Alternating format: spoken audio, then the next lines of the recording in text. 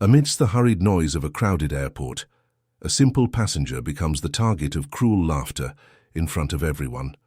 What seemed like just another everyday embarrassment begins to reveal deep layers of injustice, pride, and collective silence. While stares accumulate and no one interferes, a discreet attitude, almost imperceptible, begins to turn the game in an unexpected way, and when everything seems decided, a single gesture completely changes the fate of that scene and leaves the entire airport in shock. Before discovering how iPhone was able to silence everything around it, don't forget to like and follow for more stories that show how dignity can surprise you when you least expect it. Guarulhos International Airport never slept. It was a creature of its own, pulsing under the artificial light of the early hours and exploding into movement on Friday mornings, when the lines stretched like rivers that found no mouth. On that October morning, Terminal 2 was especially hectic. Delayed flights, missed connections, the silent irritation of those who had already spent too much time sitting in uncomfortable chairs. The air conditioning blew too cold, and the smell of coffee mixed with kerosene fuel hung as it always hung in that place. Familiar to some, suffocating to others. Donna Nilza arrived at the terminal at 6:40 in the morning, carrying a wine-colored rolling suitcase she had bought at the Teresina Fair almost 15 years ago. The suitcase still served its purpose, although the handle was mended with brown adhesive tape that she had wrapped 3 times to hold it. Over her shoulder, a synthetic leather bag worn at the edges, with a stuck zipper that she opened with a trick of turning slightly to the left before pulling. Nilza knew every detail of those items as she knew her own hands, hands that carried decades of needle, thread, and fabric, hands that had sewn trousseaux, wedding dresses, school uniforms, and curtains for neighbors who paid when they could. She came from Piauí by bus, 22 hours of travel, with a stop in Fortaleza and another in Petrolina. She had arrived in São Paulo the day before, slept at a niece's house in Brás, and woken up before 5 so as not to miss her time. She had her ticket printed, folded in 4 inside a transparent plastic envelope that she kept along with her RG, ID, CPF, and a photo of her son. The photo was old, Rafael in his early 30s, dark tie, smiling to one side. She carried it on every trip, even short ones out of habit, for security, for love. Nilza did not travel by plane frequently. In fact, she had flown only once in her life, almost 12 years ago, when Rafael paid for a ticket for her to see Brasilia. At that time, he was still starting out. Now things were different, and she knew it, although she wasn't the type to boast. Her son was her son. What he had built was his. It wasn't hers to flaunt. She found the line for the check-in counter and positioned herself with the patience of someone who learned early on that haste is no use when one is invisible to the world. Around her, there were executives with sleek cabin bags and silent wheels, young couples taking photos with passports in hand, a group of noisy university students with giant backpacks. Nilza stayed quiet in her place, looking at the luminous panels without fully understanding all the codes, but recognizing the name of the city where she was going, BSB Brasilia. When her turn came, she approached the counter with the envelope in her hand. The employee on the other side raised her eyes from the monitor without smiling. She had her hair tied in a tight bun, long dark red gel nails, and a posture that conveyed not exactly efficiency, but the certainty of someone who believes their time is worth more than that of the person on the other side of the counter. The little nameplate said Carla M. "Document and ticket," said the employee without looking directly at Nilza. Nilza opened the envelope carefully, handed over her RG and the printed paper. Carla took both, typed something, waited, typed again. The silence lasted almost a minute. Then the employee raised an eyebrow. This ticket was issued with an incomplete name. Nilza frowned. "What do you mean, my daughter? I received this paper by email. My son sent it." "The name on the document is Nilza Ferreira Drummond. The ticket says Nilza F. Drummond. The system does not accept abbreviations. You will need to regularize it." "But it's the same name. There's only one letter in the middle." Carla sighed as if she were explaining something for the 10th time that day. "I understand what you are saying, but rules are rules. It is not my decision. My son bought this ticket. He knows what my name is." You can call him and ask to reissue the ticket. The next flight to Brasilia leaves at 12:30. If you can solve it before 11, there's still time. Nilsa looked at the clock. It was almost 7:15. Her flight was at 8:50. She knew her son was in a hearing that morning. He had said so the night before by message. She didn't want to get in the way. But she also didn't understand why a letter, a single abbreviated letter, could prevent an entire trip. Is there no other way? Can you check with your supervisor? It was then that Carla let it slip. It wasn't an open laugh, but it was a laugh, a sound that came out through her nose, short, condescending, like someone who has just heard something too naive to take seriously. And then she turned to the colleague next to her, in a quick gesture, almost a reflex, as if she needed to share that moment with someone. Nilsa felt it. It wasn't the first time she had felt it, that sensation of being looked at without being seen, of existing in someone else's space as a nuisance, a stone in the path. She had known that look since she was a child, in the countryside, when she arrived in the big city to deliver sewing, and the shopkeepers spoke louder than necessary, as if she didn't understand Portuguese well. She had known that tone forever, but knowing it didn't make it any less difficult to swallow. You can step away from the counter and call whoever bought the ticket, Carla repeated, this time with less patience in her voice. I have a line here. Behind Nilsa, 2 or 3 passengers moved, impatient. She took the envelope back, hugged the bag against her body and took a step to the side. Her hands were shaking slightly. It wasn't anger. It was that mixture of shame and injustice that paralyzes more than any scream. She stood still for a moment beside the counter, looking at the phone she was holding. The screen displayed her son's photo. Rafael. She hesitated because she knew he was busy, because she didn't want to be a burden, because her whole life she had tried not to be a burden to anyone. But then something in her resisted, that same silent resistance that had kept her standing through years of difficulty without asking anyone for help. Only this time, asking was not weakness. It was necessary. She touched her son's name on the screen and brought the device to her ear. The lobby continued in motion around her, announcements over the loudspeaker, the creaking of suitcase wheels over the granite floor, overlapping conversations in languages she didn't recognize. A child ran between the legs of adults while the mother tried to catch her. A gentleman in a dark suit spoke on his cell phone with a serious expression, without taking his eyes off the flight board. Life went on at its usual hurried pace, as if what had just happened at the counter was nothing, as if the embarrassment of a woman with white hair and calloused hands wasn't worth even a single pause in that constant flow of people coming and going. But Nilsa had stopped, and inside her something had also stopped. Not her heart, not her determination, but that old resignation that used to whisper that it was better to accept, better not to make a fuss, better to move on without demanding what was right.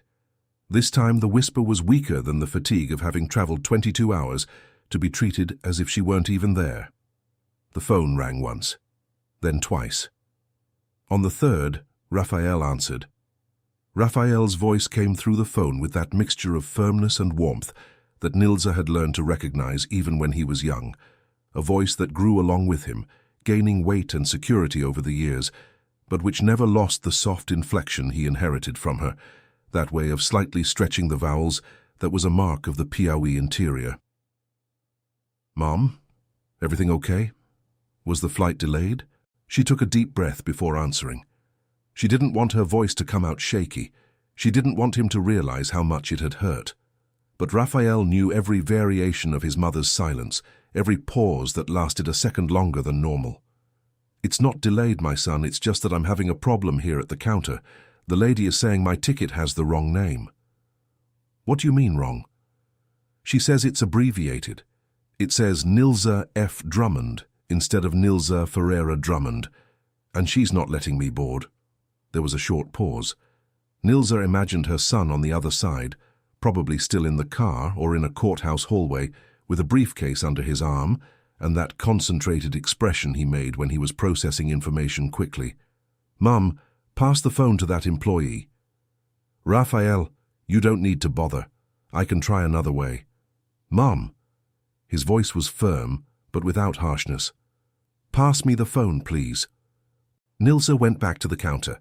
Carla was attending to another passenger, a man in a beige suit whom she treated with visible consideration, a polite smile, open posture, the kind of attention she had completely denied to the simply dressed woman who had been there minutes before. Nilsa waited. When the man walked away, she approached again. My son wants to speak with you. Carla looked at the phone extended in Nilsa's hand, with an expression that mixed impatience with a slight disdain. She crossed her arms over the counter. Ma'am, it is not company procedure for me to take personal calls from passengers. The gentleman can call the service center. He just wants to explain about the name. I've already explained what the situation is. The ticket needs to be reissued. If the gentleman wants, he can call our SAC, customer service. Nilsa stared at her for a moment. Then she brought the phone back to her ear. Raphael, she doesn't want to talk to. That's fine. His voice was calm. That calm that Nilsa recognized as something to be taken seriously, not as carelessness, but as concentration. Mum, I need you to tell me exactly what her name is. Is there a nameplate on the counter? There is. It says Carla M. And what is the counter number? Nilsa looked at the sign above. Counter 18. Terminal 2. Yes. Right. Stay there, Mum. Don't move from that spot. Someone will be with you in less than 10 minutes.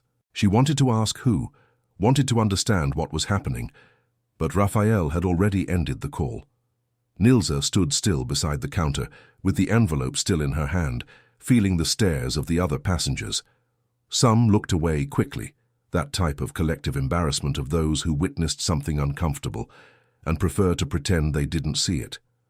Others simply passed by without noticing, as if she were part of the scenery, one of the many anonymous figures that made up the background landscape of that place. On the other side of the counter, Carla had resumed her work with an expression that mixed indifference and slight satisfaction. There was something almost mechanical about her, not cruel in the sense of someone planning to cause harm, but cruel in the most common and difficult sense to combat, the cruelty of someone who simply does not see the other as entirely real. To Carla, Nilsa was a system problem, an incorrect document, an irregularity to be returned to the waiting line. She wasn't a woman who had traveled all night, who carried a photo of her son inside her bag, who had saved money for months to buy decent clothes for the trip. Nilsa leaned her suitcase against her leg and stood quiet. There was no bench available nearby, so she just stood there, with that dense patience that came from a lifetime of waiting, waiting for the rain to pass, waiting for the fabric to dry, waiting for her son to grow up, waiting for things to gradually improve, for effort to be recognized, for dignity not to need to be proven every time someone decided to test it. 6 minutes later, she saw it. They weren't inspectors. They weren't police. It was a woman in a dark blazer with a badge different from the other employees, identification from the terminal's operations supervision. She walked with quick steps and a closed expression, followed by a younger man who carried a tablet and kept his eyes fixed on the screen while he walked. They came straight to counter 18. The supervisor, the nameplate said, Fernanda Alcantara, Operational Coordination, positioned herself beside Carla without warning. She spoke low, but Nilsa was close enough to notice that the tone was not one of informal conversation. It was one of verification. Carla turned to her with a slightly surprised expression, then looked at Nilsa, and for a fraction of a second, something passed across her face. It wasn't fear yet, but it was the recognition that something had changed. Fernanda turned to Nilsa with a posture completely different from the one Carla had used, a controlled voice, direct gaze, but without hostility. Are you Nilsa Drummond? I am, yes. May I see your documents? Nilsa handed over the envelope. The supervisor examined the RG, the ticket, compared the data. She typed something on the tablet the young man was holding. She waited. Then she looked at Carla, with an expression that needed no words to convey what was being said. This document is valid, said Fernanda with an almost surgical clarity. The abbreviation of the middle name does not constitute an irregularity under the terms of Article 8 of the current ANAC resolution. The passenger has the right to board. Carla opened her mouth, closed it, opened it again. "I followed the protocol that you will register the boarding now, please." It was not a question. The environment around them had changed subtly. 2 or 3 nearby passengers noticed the movement, and eyes turned toward the counter. Carla stayed quiet for a second that seemed too long, then turned to the monitor with compressed lips. Nilsa felt her own knees become slightly firmer. It wasn't victory. It was relief, but a relief that carried weight, that needed to be supported while standing, because sitting down now would be like admitting she had been about to collapse. What she still didn't know was that it hadn't ended, that her son's phone call had triggered much more than a shift supervisor, that Raphael Drummond hadn't simply called to complain. He had triggered a process that was still, at that moment, unfolding in silence behind the walls of that airport. While Carla typed the boarding with fingers slower than necessary, Fernanda Alcantara stood beside her, tablet in hand and eyes fixed on the screen. The young man beside her tilted his head from time to time, as if receiving instructions through the discreet earphone he wore in his left ear. There was a coordination there that Nilsa didn't understand yet, a gear that had been set in motion by a call and was now turning with a life of its own. Nilsa kept looking at her hands while she waited. The needle marks were still there, small white scars on the index and middle fingers of her right hand, a legacy of 40 years of sewing. She knew them so well that sometimes she forgot they existed. But at that moment, standing there in that immense and cold airport, she looked at them as if seeing them for the first time. Hands that had done so much. Hands that deserved to reach their destination. The boarding pass came out printed with a dry click. Carla pushed it across the counter without saying a word, without looking directly at Nilsa. Fernanda took the card before it slid off the edge and handed it personally to the passenger, with both hands. "Your boarding is cleared through gate 23, Donna Nilsa. You still have a little over an hour until the flight. Do you have any questions about how to get there?" "No, my daughter. I thank you." Fernanda nodded, but didn't walk away immediately. She looked at Nilsa for a moment with that expression of someone who wants to say something else, but is calculating the right space to say it. Then she simply made a discreet gesture to the young man with the tablet, and the two walked away toward a side door identified as restricted access, operations. Nilsa stood with the boarding pass in her hand, looking at the name printed on it. Nilsa F. Drummond. The same name that had generated the problem was now printed as confirmation that she belonged on that flight. She folded the card carefully, put it inside the envelope with the other documents, and stored everything in her bag using the trick of the zipper turned to the left. She began to walk toward the security area, pulling her rolling suitcase. The floor was smooth, shiny, and the noise of the suitcase echoed slightly under the general noise of the terminal. She passed a convenience store, an airport pharmacy, with prices displayed in large letters, a cafeteria where lines formed in front of espresso machines. She stopped for a moment, looked at the menu above, calculated mentally. She ordered a coffee with milk in a small cup, paid with the bill she took from inside her Velcro wallet, and drank it standing up, leaning against the counter, with the suitcase between her legs. It was the first thing she had drunk since 5 in the morning. The coffee was mediocre, watery, too hot, with that machine taste that never managed to replicate the home-brewed kind. But Nilsa drank it slowly, looking at the flow of people passing by. There was something almost meditative in that simple gesture, holding the cup, feeling the heat pass through her palms, letting the moment settle. She had learned this over the years, that some moments need to be inhabited completely, even the difficult ones, even the ones that hurt. What had happened at the counter was still inside her like a loose knot, the kind that doesn't hurt intensely, but pulls when you move your shoulder in a specific way. She recognized that sensation. It wasn't new. What was new, and she needed a second to name it, was that this time it had been different. This time someone had appeared. This time the outcome had not been the usual silence. Raphael had appeared. Not in the flesh, not physically. He was hundreds of kilometers away, probably in some courthouse hallway or a meeting room with glass walls. But he had appeared in the way that mattered, immediate, firm, without ceremony. Without asking if she was sure, without questioning if the problem was serious enough. Just pass the phone to that employee. and when that was refused, "Stay there, Mum, don't move." Nilsa finished the coffee and threw the cup in the trash. She continued walking. She didn't know as she advanced toward the security area that Fernanda Alcantara had returned to the operations room and was at that exact moment with the phone to her ear, answering questions for a recording that would be sent directly to the airline's compliance sector. She didn't know that the young man with the tablet had sent an incident report with the date, time, counter number, and functional identification of the agent involved. She didn't know that there were cameras in the terminal ceiling recording everything in high definition and that those images were already being requested. She didn't know any of that.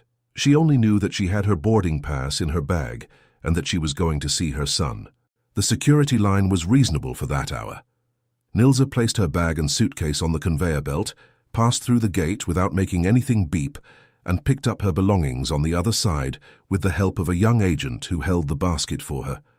On the other side of security, the environment was different, more contained, more organized, with that particular feeling that the world outside had been left behind and that now only the time before the flight existed. She found a row of seats near Gate 23, sat down and put her bag in her lap. She took out her cell phone and sent a message to Raphael. "I passed through security. I'm at the gate. Thank you, my son." The reply took almost 4 minutes. When it arrived, it was longer than she expected. "Mom, I'm relieved. I needed to tell you something when you arrive, but it's nothing bad, on the contrary. There's a lot that happened this year that I haven't told you properly yet. We'll talk calmly tonight. I'll wait for you at the airport. I love you." Nilsa reread the message twice. She put the phone away. She sat looking at the boarding panel where the flight number flashed in orange, status, on time, and felt that strange mixture of relief and anticipation that comes when a day starts badly and insists on recovering. What she didn't imagine was that, while she waited peacefully at Gate 23, the situation that had seemed resolved was far from over. Because Raphael Drummond hadn't just called the airport supervision. He had called someone else before that, someone whose name Nilsa didn't know, but who had the power to make a phone call that would change more than an employee's work shift. In the corridor leading to the terminal's administrative sector, 2 men with badges different from the others, identification from ANAC, the National Civil Aviation Agency, walked toward the airline's human resources sector with a verification order in their hands. It was not an informal visit. It was a formal inspection recorded with a protocol number, and it had all started with a 6-minute call. Nilsa knew nothing of this. She was sitting at Gate 23 looking through the windows at the runway, where a plane taxied slowly under the October sky that was beginning to clear after an overcast dawn. There was a strange lightness in that moment, not the easy lightness of someone who has never had difficulties, but that hard-won lightness that only exists after a weight has been carried for a long time. She thought of her niece in Brass, who had prepared chicken and rice the day before, and stayed awake waiting for her to arrive from the bus terminal. She thought of the neighbor in Teresina who had watered her plants for her while she traveled. She thought of Raphael as a child with bare feet on the cement floor of the small house, studying at the kitchen table by the light of the lamp she paid for in 12 installments. There was a straight line between that boy and the man who had answered the phone that morning with that firm and careful voice. A line that she had sewn stitch by stitch without realizing she was doing it, because sewing was the only way she knew how to build anything lasting. The panel changed the flight status to boarding soon. Nilsa settled her bag better in her lap, adjusted the suitcase beside the seat, and waited with that patience that, this time, was not resignation. It was certainty. In the administrative sector of Terminal 2, there was a room that most passengers never saw and never imagined existed. It was narrow, with a meeting table for 6 people, hard plastic chairs, a whiteboard with notes half erased, and a ceiling fan that turned slowly without making any difference to the temperature. There, the airline's shift coordinator, a man named Augusto Liborio, was sitting with his elbows on the table and the expression of someone who just received unpleasant news on a Monday, but the week was still just beginning.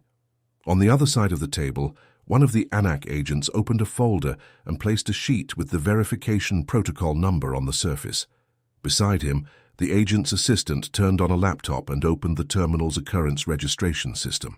"Do you have access to the service report for Counter 18 between 6:40 and 7:15 this morning?"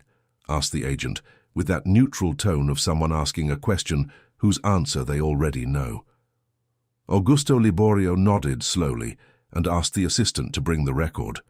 While they waited, the silence in the room had texture, the specific texture of an environment where everyone knows something wrong happened, and the process of documenting that error has already been initiated by someone from the outside. At the other end of the corridor, Carla Mendonça had been called for a conversation with Supervisor Fernanda Alcantara.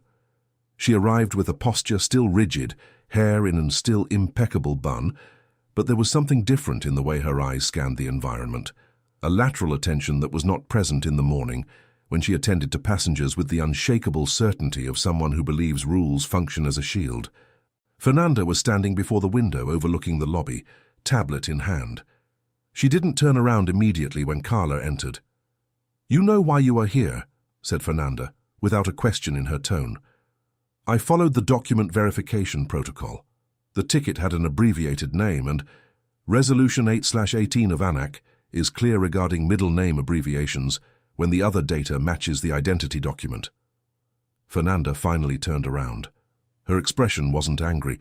It was worse than angry. It was exact. "You have worked at this counter for 2 years. This is not news." Carla opened her mouth, but Fernanda continued. "Furthermore, there is a camera record. The monitoring supervision sent me the clip at 8:03. She turned the tablet toward Carla.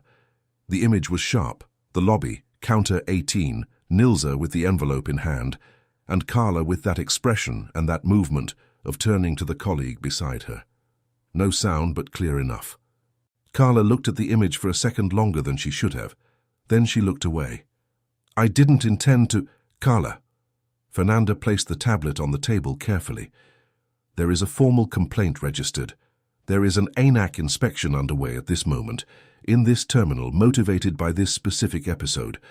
I do not have the authority to end this process. It proceeds regardless of what happens here." Carla stayed silent. The fan turned.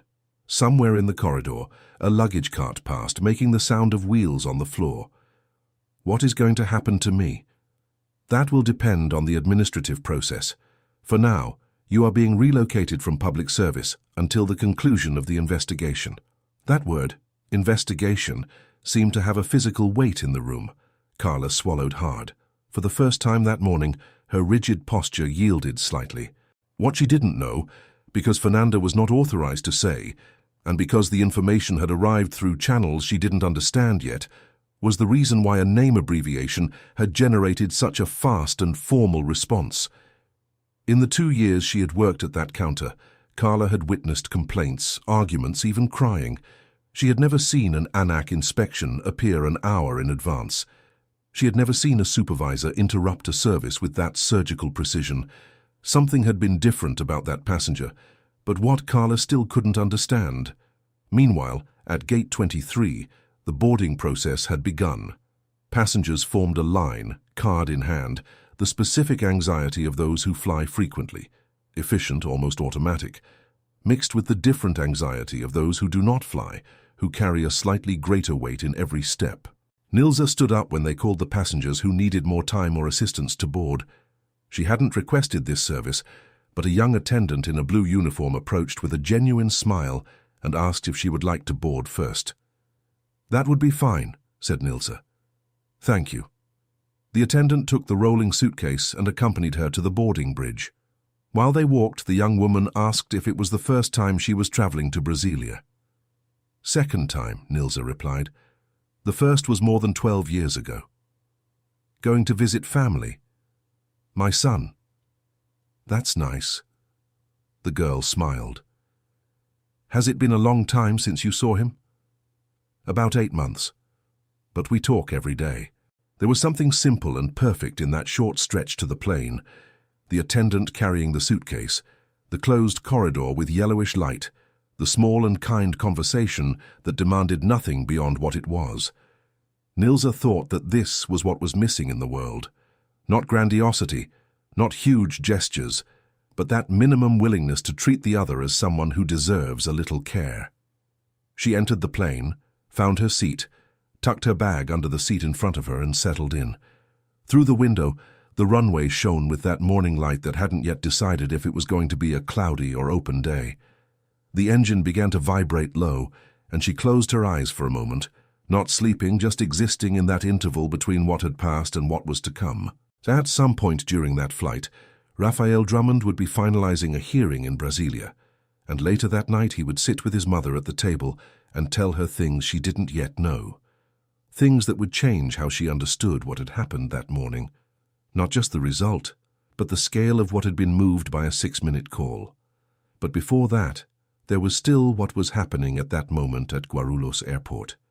Because the story hadn't ended with the printed boarding pass, there were parts of it that Nilza hadn't seen, conversations she hadn't heard, names she didn't know, but which that morning were pronounced in closed rooms with a weight she didn't imagine. The plane began to move slowly, backing away from the gate with that mechanical smoothness that always seemed strange, being moved by an external force you don't control, and that even so takes you exactly where you need to go. Nilza opened her eyes and looked through the window. The terminal was left behind. The lobby, Counter 18, Carla with her tight bun and dark red gel nails, Fernanda with the tablet, the passengers who didn't intervene. Everything was left behind, reduced to a glass wall that the plane left behind without effort. She took a deep breath. The engine gained volume. The runway ran under the wheels faster and faster until the ground vanished. Brasilia International Airport had a different architecture from Guarulhos. More horizontal, more open, with those curved lines that were part of the city's language, as if the entire building were an extension of the urban layout around it. Nilza emerged through the arrivals area with her rolling suitcase and the bag on her shoulder, looking at the faces waiting behind the glass partition, that row of people who always seemed anxious in a different way from those departing, lighter, more lit up. She searched for her son with her eyes before finding him. Raphael was a little behind the main group, in a navy blue suit without a tie, white shirt with the collar button open. His hair was shorter than the last time, and there was something in his posture, shoulders slightly more square, a way of standing still that conveyed that particular quality of people accustomed to occupying space in formal environments that she recognized as new. He was different, more settled perhaps, more whole within himself. But when he saw her, all of that vanished. The smile that opened on his face was the same as always, wide, slightly slanted to the right, the same smile as the boy who arrived from school with a graded test and wanted to show the grade even before taking the backpack off his back. He crossed the partition, reached her, and lowered his body slightly to hug her. She hugged him back without saying anything for a moment, with both hands open on his back, feeling the solidity of that hug. Raphael had been taller than her for at least 30 years, but there was that good strangeness of when you hug someone who was small under your hands and who now surrounds you completely. "You arrived well," he said. It wasn't a question. "I did," she replied. "After a lot of work, but I arrived." He took the suitcase without asking and began to walk beside her toward the exit. "Are you okay?" "I'm okay. A little tired, but okay." They went out to the parking lot. The Brasilia sun hit in a specific way. Horizontal, hot, different from the coastal sun and different from the interior sun. The city had its own light, a clarity that seemed to come from higher up than normal. Nilza breathed the hot, dry air and felt the fatigue of the trip finally settle in her body. Raphael's car was a dark sedan, discreet, without exhibitionism. He put the suitcase in the trunk, opened the passenger door for her, and waited for her to settle in. Only then did he enter from the driver's side. For a while they were in silence as they left the parking lot. It wasn't an uncomfortable silence. It was the silence of two people who know each other well enough not to need to fill it immediately. It was Nilza who spoke first. "Raphael, what was it that happened there at the airport? The supervisor came so fast, and the inspectors who appeared later, they told me there was an inspection." He was looking straight ahead, one hand on the wheel. The corner of his mouth moved slightly. It wasn't a smile, it was more the containment of a smile. "I called a few people." "A few people," she repeated. "That explains everything and explains nothing." he breathed.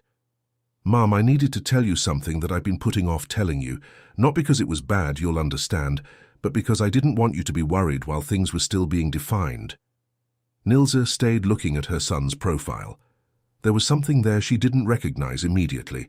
It wasn't nervousness, it wasn't guilt. It was that specific seriousness of someone about to be honest about something important. "You can speak," she said. "In March of this year I took on a new position." He paused. "I have been the Deputy Attorney General of the Federal District since March." The car continued moving along the expressway. Outside, the flat landscape of Brasilia passed with that generous extension the city had, wide sky, distant horizon. Nilsa was silent for a moment. Then she said, "Deputy Attorney General." "Yes." "You called me every week and never said that." "I was going to say it. I was just waiting for the right moment. And then time passed and it became harder to explain by message." She looked at her hands in her lap. She thought of the plastic envelope with the documents. She thought of Carla with the dark red gel nails. She thought of the short, dry laugh that had crossed the lobby like a small knife. So that was why Anak appeared so fast. "When you called me, I was already arriving at the court. I called the Regional Anak Inspection Director even before you hung up. Not as a personal favor, as a formal complaint using my office of origin. There is a protocol for that. What that employee did constitutes an arbitrary impediment to boarding with possible documented discrimination.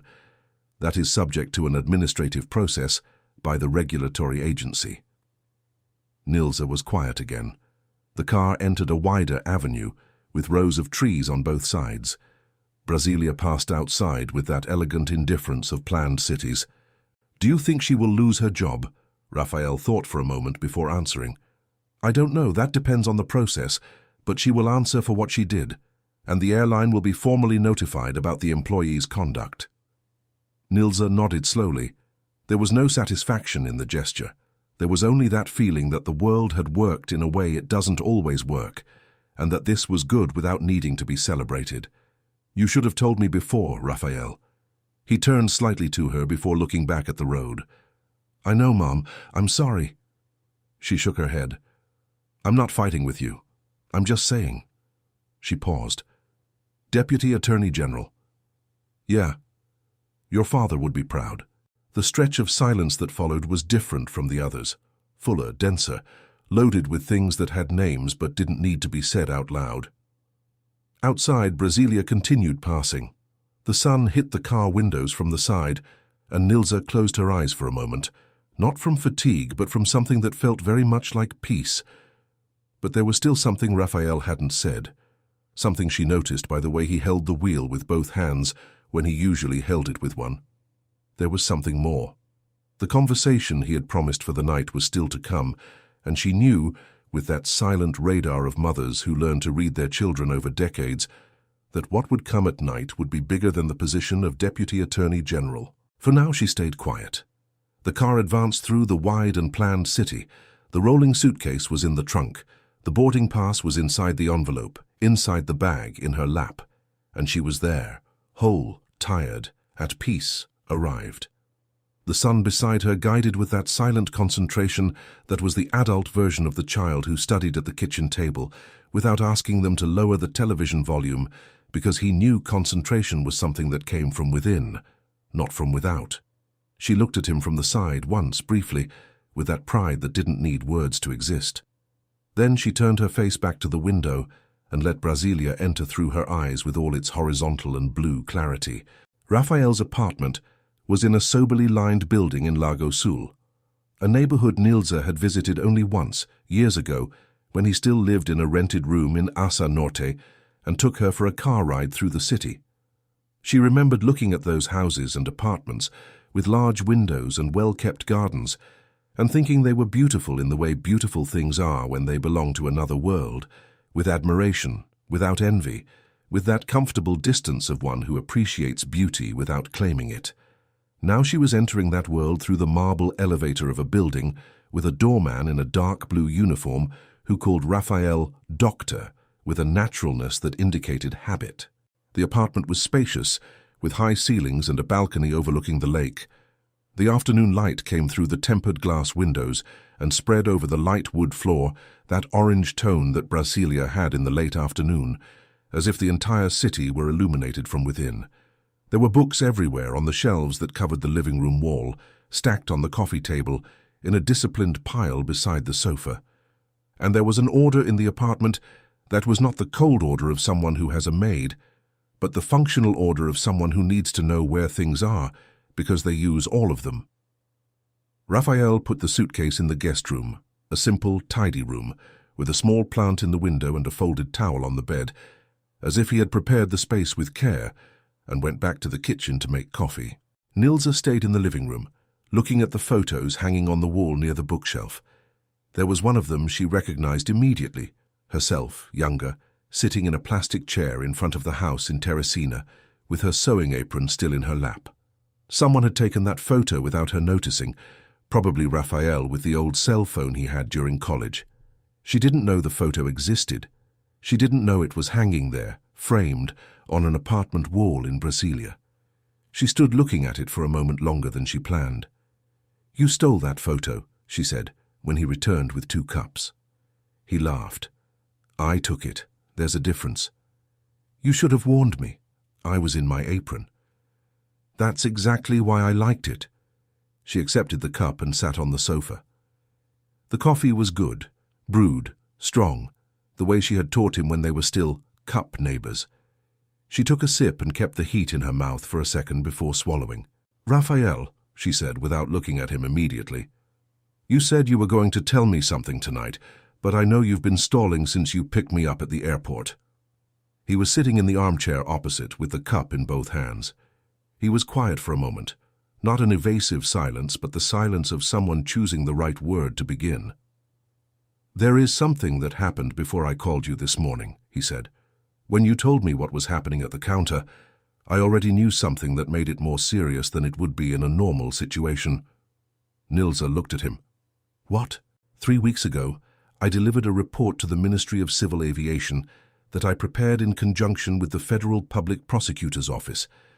The report documents a pattern of discriminatory service in high-traffic airport terminals, specifically regarding passengers of certain profiles, the elderly, people from peripheral regions, low-fare economy class passengers." He paused. The report took 8 months to produce. Interviews with 243 passengers, analysis of cameras, service records, boarding denial patterns. Nilsa looked at him without saying anything. "When you called me and described what happened, the name abbreviation used as a pretext, the employee's posture, the laugh, I recognized the pattern immediately. It was the same pattern documented in 18 occurrences that are in the report." He placed the cup on the coffee table carefully. "Guarulhos Airport is the terminal with the most occurrences recorded. Counter 18 appears in 3 of them." The silence that followed was different from all the others that day.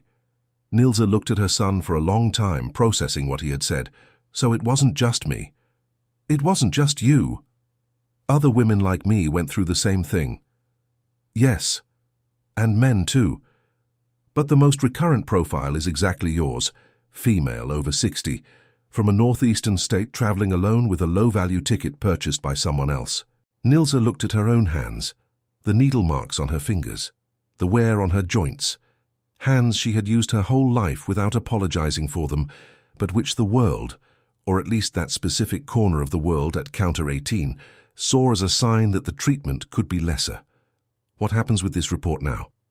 "It has already been delivered, but what happened to you this morning is the first case documented in real time, with camera, with an inspection record, with the functional identification of the agent. That has a different weight in a regulatory process. It transforms the report from statistical analysis into evidence with a name and an hour." Nilsa stayed quiet for a while. Outside, the lake reflected the late afternoon light with that stillness water has when the wind doesn't blow. "Did you know I was going to go through that today?" "No." The answer was immediate and honest. "I didn't know. And when you called, what I felt first was anger. Not political, not institutional, son anger, knowing that someone treated my mother that way." He paused. "But then, when I switched to resolve mode, Yes, I used what I had available to solve it as effectively as possible, because it was what was necessary. Nilsa nodded slowly. She took another sip of coffee. The orange light in the apartment had changed to a darker gold, and the shadows of the bookshelves stretched across the wooden floor. "You are a good son, Raphael," she said at last, with that simplicity that only exists when a person says exactly what they think, without ornament. "You always were." He didn't answer with words. He just looked at her with that expression she had known since he was little, that expression of someone who receives something valuable and doesn't quite know what to do with their own hands while holding it. What neither of them knew in that moment of coffee and golden light over the lake was that the story hadn't yet ended at Guarulhos Airport. That very afternoon, while they talked, a process was being documented, versions were being collected and recorded, and an administrative decision was being prepared that would have consequences far beyond that counter. And that the next day, Raphael Drummond's name would appear linked to this case in a way Nilsa hadn't anticipated, in a way she would need to understand and make peace with, because the story her son had built in silence over months was about to become public in a way she hadn't chosen, but which carried, inevitably, a piece of her. The next morning arrived with the Brasilia sun hitting through the gaps in the guest room blinds. Nilsa woke up before 6, as always. The body didn't learn to sleep later, no matter how comfortable the bed was, and how different the silence of the high city was from the noise of the neighborhood in Teresina. She lay for a few minutes, looking at the white ceiling, hearing the city begin to move outside with that specific rhythm of capitals that never stop completely, only decrease in volume in the early hours. She got up, went to the bathroom, folded her pajamas with that automatic care she had with fabric of any type, and went to the kitchen to make coffee.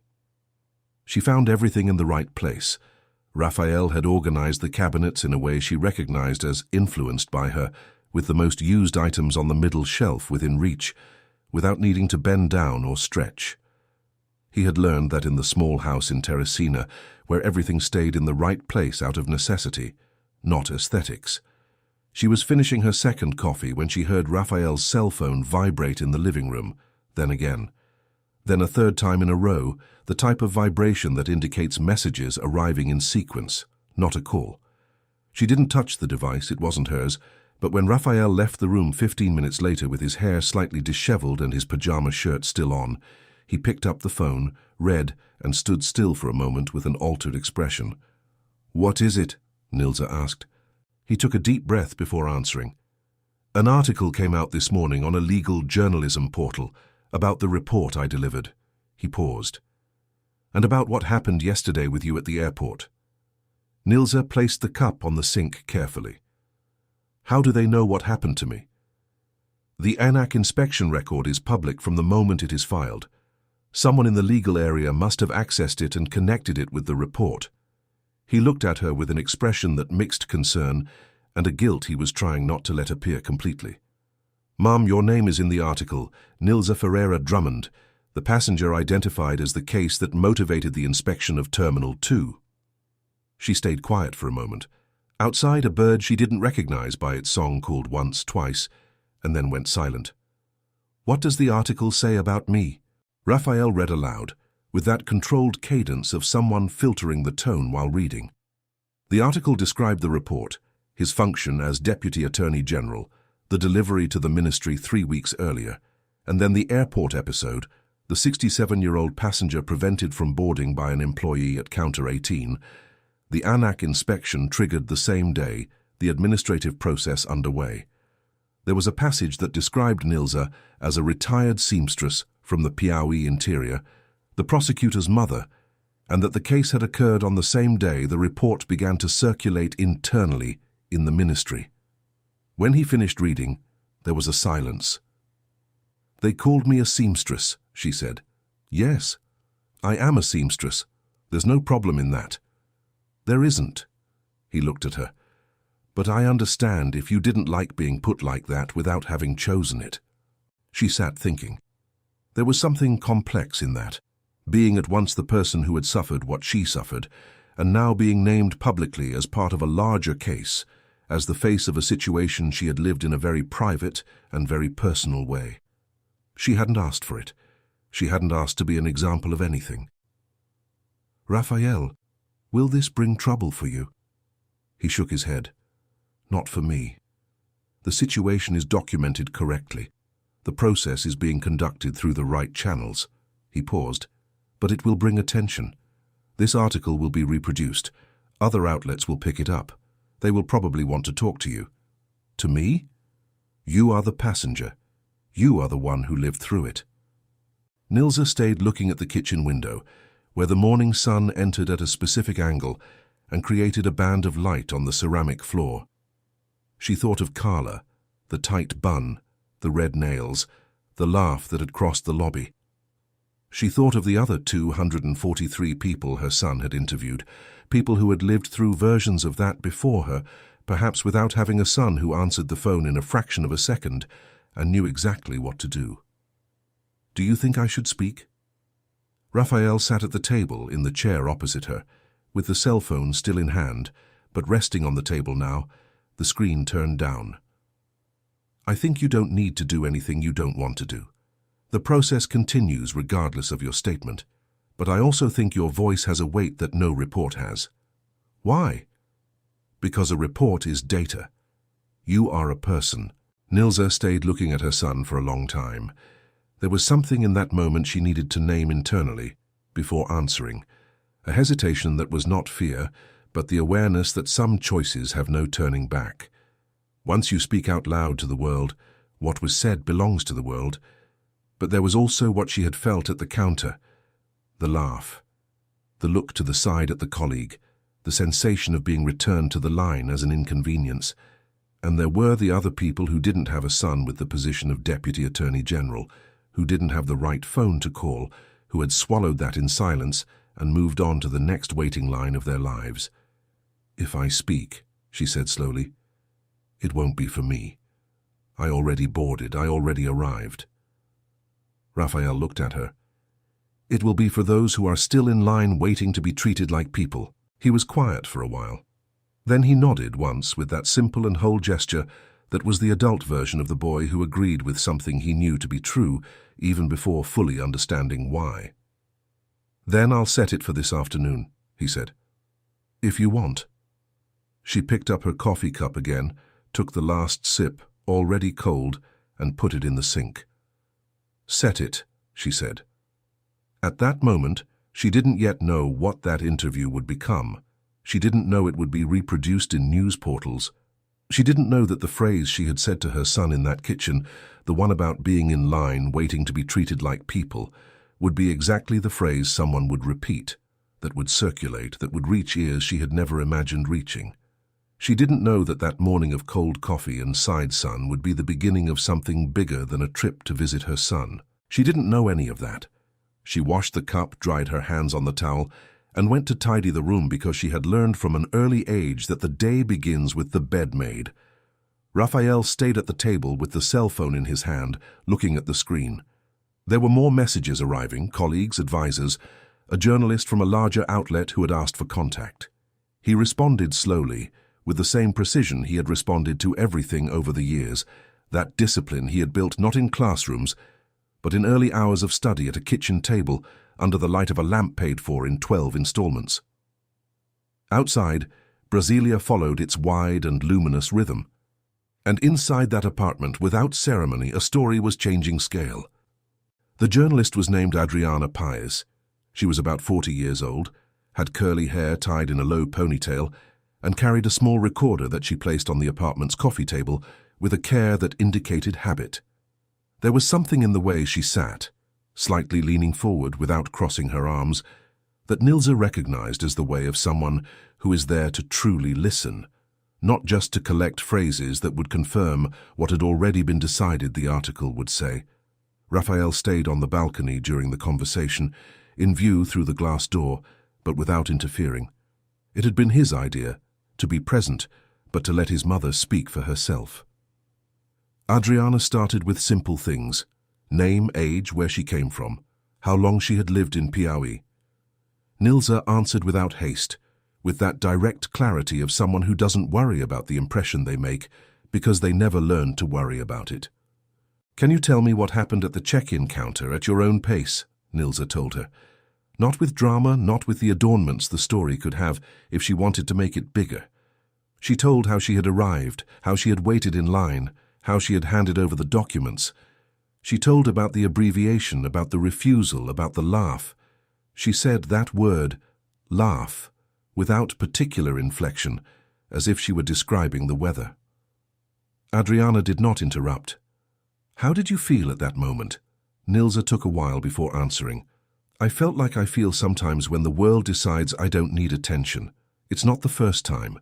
When you are poor, when you are a woman, when you are old, sometimes there are people who look at you and see someone who can be treated any which way because there will be no consequence.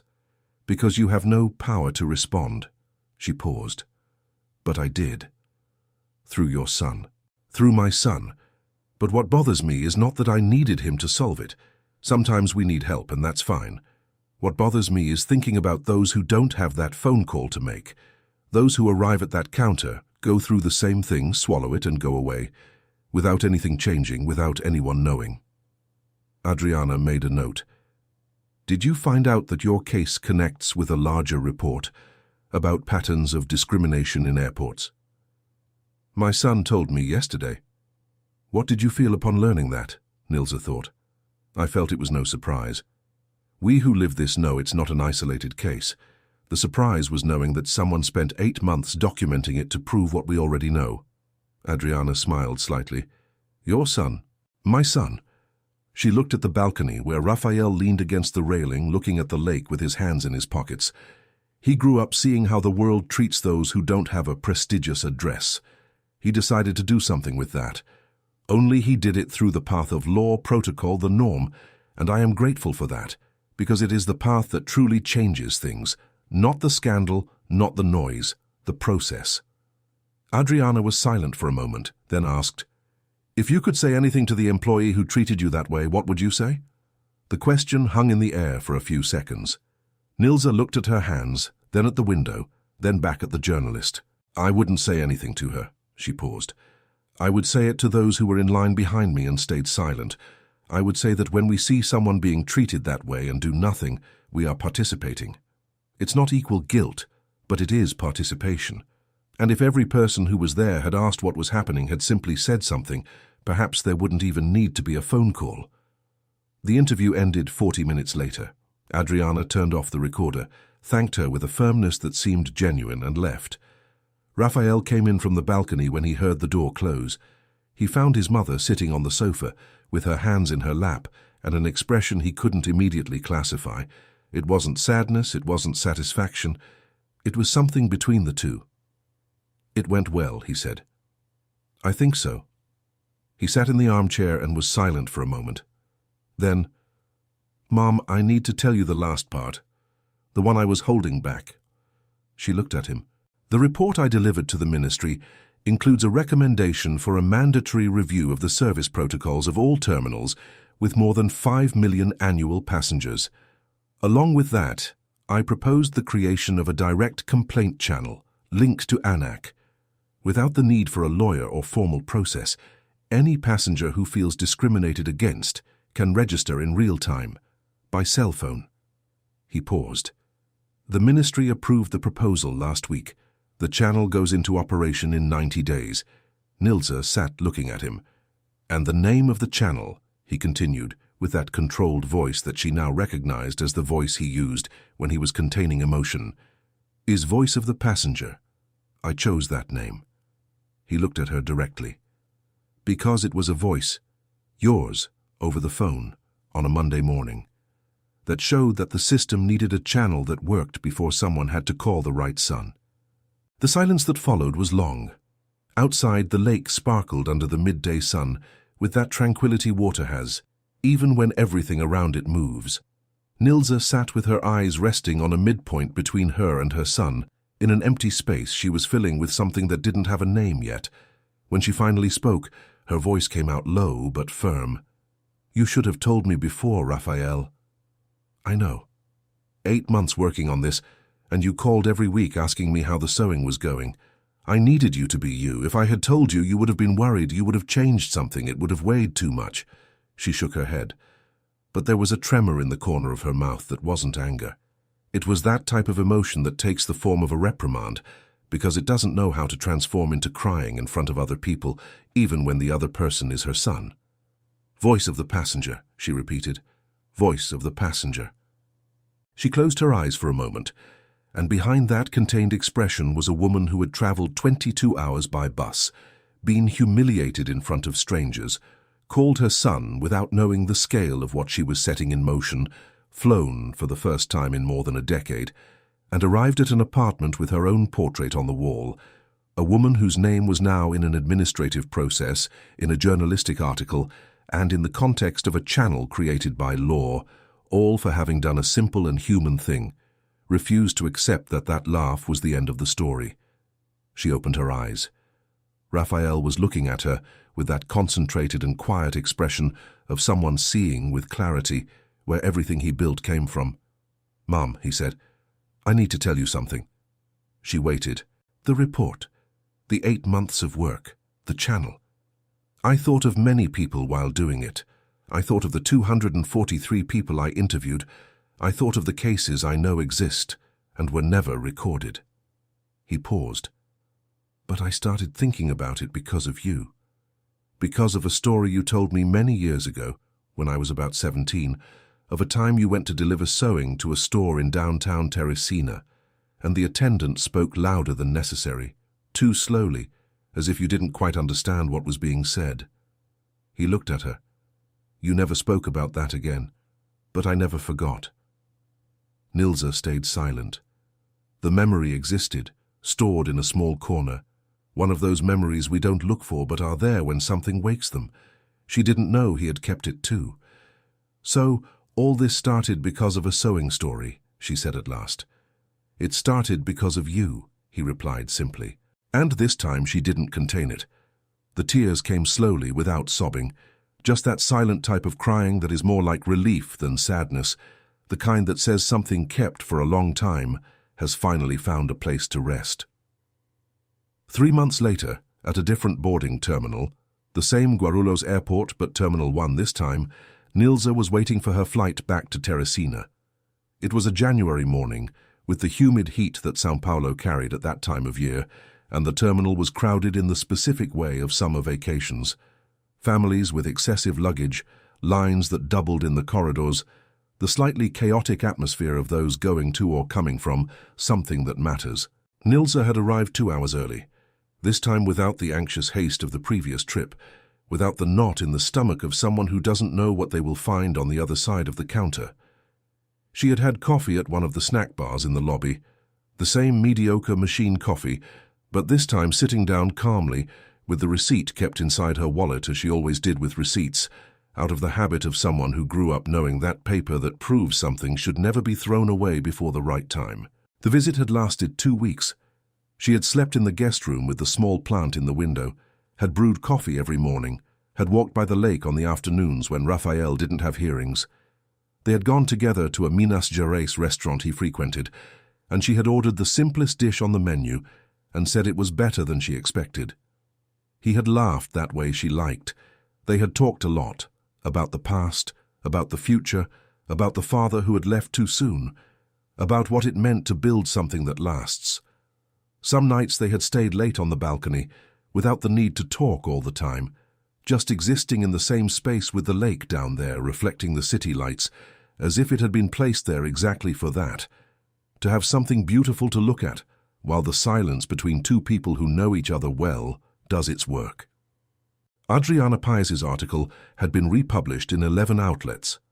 Nilsa's phrase about being in line waiting to be treated like people had been cited in 3 different editorials and in a speech in the Senate that Raphael read aloud to her one afternoon, with that containment of someone who doesn't want to seem like they are boasting, but who is clearly moved. The administrative process against Carla Mendonça had been concluded. She had not been dismissed, but she had been suspended for 30 days and subjected to a mandatory customer service retraining program. The airline had received a formal notification from ANAC and had published a clarification note about its protocols. It wasn't the ending that movies usually show. There was no ruin, no public humiliation proportional to that which had been imposed. There was a process, there was a record, there was a real consequence within a system that existed exactly for that. Nilza had read the airline's note once without comment. Then she had folded the paper and kept it along with the boarding pass from the outbound trip, that card that said Nilza F. Drummond, and that had been the reason for so much, in a drawer at home that she designated for keeping papers that deserved to be remembered. The Voice of the Passenger channel had gone into operation 2 weeks ago, 1 month ahead of the deadline. In the first 10 days, it had received 112 registrations from passengers in 11 different states. Raphael had sent the number by message without additional comment, just the number. She had responded with a heart emoji, which was the only emoji she used regularly because it was the only one she thought said everything that needed to be said. Now she was sitting at the boarding gate with her rolling suitcase beside her and her bag in her lap, looking at the luminous panels with the flight number flashing, status, on time. Around her, the airport life went on in its usual rhythm. Executives with sleek bags, families with children, young couples, elderly people holding hands, tourists with headphones. All of humanity condensed in a waiting space, each carrying a story that the other didn't know, each departing or arriving from something that mattered, or that should matter if the world had the decency to treat them as if it mattered. A woman of about 70, with short white hair and a small suitcase with a wheel that squeaked slightly, sat in the chair beside Nilza. She was arranging documents inside a bag, with that concentration of someone checking for the 3rd time that they brought everything. Nilza recognized her, not personally, but she recognized the gesture, the posture, the way of holding the bag against the body as protection. "First time traveling by plane?" Nilza asked. The woman raised her eyes with a surprise that quickly transformed into relief, the relief of someone who is alone in an unknown place and suddenly finds someone who asked the right question. "Second," said the woman, "but it's been a long time. I get nervous with this part of the line, showing the documents." "I used to get nervous too," said Nilza. And then, with that direct simplicity that was her most constant characteristic, "If you have any problem at the counter, don't accept it quietly. There's a channel now, on the phone itself, called Voice of the Passenger. You register right then. They are obligated to respond." The woman looked at her for a moment with that expression of someone receiving information they didn't expect, and that seems important. "How do you know about that?" Nilza picked up her bag, adjusted the zipper with the usual trick, and placed it in her lap. "Because I know the person who made it." The loudspeaker announced the start of boarding for the flight to Teresina. Nilza stood up, took her rolling suitcase, and turned to the woman one last time. "Have a good trip. Have a good trip to you, too." She walked toward the line with slow and firm steps, the suitcase rolling beside her, the noise of the wheels mixing with the general noise of that place that had been the scene of humiliation, of resistance, of a phone call that had transformed into something bigger than she had asked for or planned. She passed the counter with her boarding pass in hand. This time her name was complete, without abbreviation, without pretext, and the attendant scanned it with a brief and professional smile. Nilza Ferreira Drummond. Boarding cleared. She entered the bridge, followed the illuminated corridor, and boarded. End of story. And if Donna Nilza's story touched something in you, that recognition of someone who has stayed silent when they should have spoken, or someone who has needed someone to answer the phone, then you know that stories like this need to be heard. Every week we bring narratives like this, of ordinary people who faced the world head-on and came out the other side with their dignity intact. If you are not yet subscribed, click the button now and join this community of those who believe that every story has the weight it deserves. Leave your like because it tells the world that this type of content matters. And tell us in the comments, have you ever gone through something similar? Have you ever stood in a line waiting to be treated like a person? Your voice also has a place here. We are listening.